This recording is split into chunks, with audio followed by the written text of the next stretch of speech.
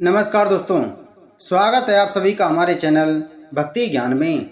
दोस्तों, आज मैं आपको सोमवती अमावस्या की कहानी सुना रहा हूँ।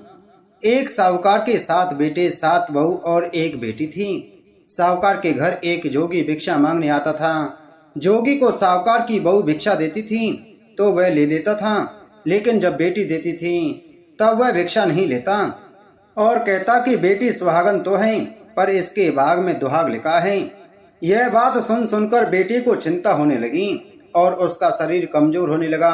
उसकी माँ ने पूछा कि बेटी, तुम इन दिनों इतनी कमजोर दिखाई देती हो। तब उसने बताया कि एक जोगी भिक्षा मांगने आता है जो कहता है कि बेटी तो सुहागन है, लेकिन इसके नसीब में दुहाग दुख लिखा है। यह बात सुनकर उसकी माँ ने कहा कि कल मैं सुनूंगी। अगले दिन जब जोगी भिक्षा लेने आया तो उसकी माँ छुपकर बैठ गई। जब बेटी भिक्षा देने लगी तो जोगी ने वही बात फिर से बोली। इतनी बात सुनकर उसकी माँ बाहर निकल कर आई और बोली, एक तो हम तुम्हें भिक्षा देते हैं और ऊपर से तू हमें गाली देता है। तब जोगी बोला कि मैं गाली नहीं देता, जो सच है वही बोलता हूँ, जो इसके भाग में लिखा है वही कहता हूँ। माँ ने जोगी से कहा कि तुम्हें यह पता है कि इसके भाग में दुहाग लिखा है, तो यह भी बताओ कि यह कैसे दूर होगा। तब जोगी बोला कि 7 समुंदर पार एक सोना धोबिन रहती है, जो सोमवती अमावस्या का व्रत करती है। अगर वह आकर अपना फल दे दे तो इसका निवारण हो सकता है, नहीं तो विवाह होते ही इसके पति को सर्प यानी सांप डस लेगा। यह बात सुनकर माँ बहुत रोने लगी और सोना धोबिन की तलाश में जाने लगी। चलते चलते रास्ते में तेज धूप पड़ने लगी तो साहूकारनी एक पीपल के पेड़ के नीचे बैठ गई। उस पीपल के पेड़ में एक गरुड़ पक्षी का घोंसला था, जिसमें गरुड़ का छोटा सा बच्चा था। साहूकारनी को घोंसले के पास एक सर्प जाता दिखाई दिया, तो उसने उस गरुड़ के बच्चे को बचाने के लिए उस सांप को मारकर डाल के नीचे रख दिया। जब गरुड़ और पंखनी आए तो घोंसले के पास खून देखकर क्रोधित हो उठे और साहूकारनी को चोंच मारने लगी। तब साहूकारनी बोली कि मैंने तो तुम्हारे बच्चे की जान बचाई है। यह सर्प तुम्हारे बच्चे को डसने वाला था तो मैंने इसे मार कर गिरा दिया। गरुड़ ने सर्प की ओर देखकर कहा, तुमने हमारे बच्चे की जान बचाई है, अब तुम्हें जो मांगना है मांगो।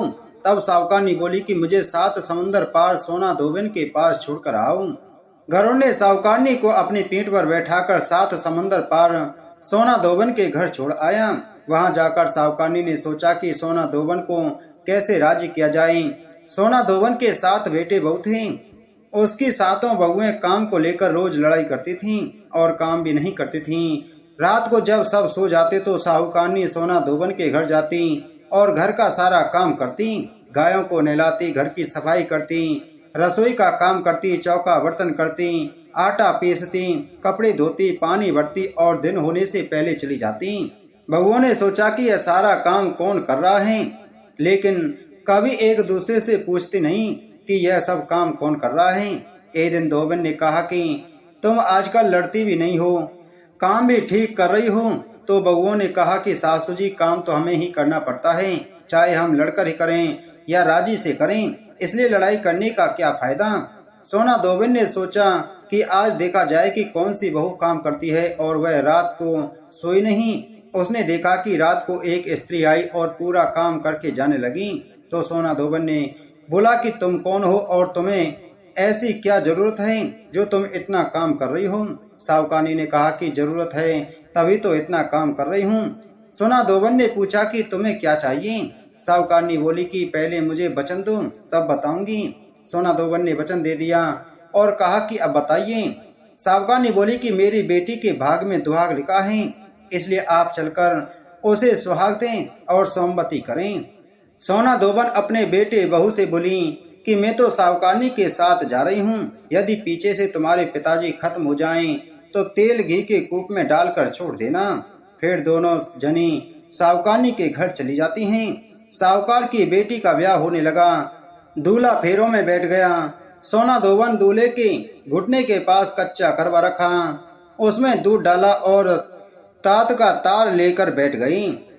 थोड़ी देर बाद सांप दूल्हे को डसने के लिए आया।